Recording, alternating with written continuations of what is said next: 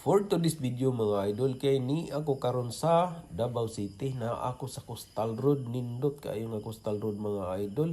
Mao ni ang proyekto ni President Duterte mga idol. Tanawar gud ninyo, dili lang man day Coastal Road ang iyang gibuhat, kun dili naghimo pa gyud siya recreation sa mao nga lugar na ay nindot kayo nga park nga iyang gipabuhat mga idol. Tanawar gud ninyo.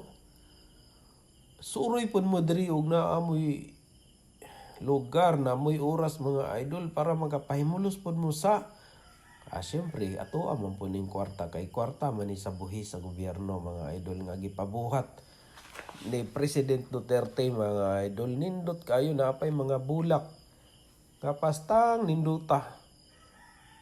Mao kini mga idol ang kuan ang Coastal Road, og dili lang kana mga idol, gibuhatan pa gyud mga concrete barrier para sa balud mga idol, og double purpose kini mga idol. Kining concrete barrier nga atong makita kay puy-anan po ini sa mga isda mga idol o ilahang itloganan para mapahimuslan sa mga fisher folks dinhi sa Davao City mga idol. Mauna kini ang giingon ni President Duterte mga idol nga I will make a city for you to live peaceful and safe mga idol.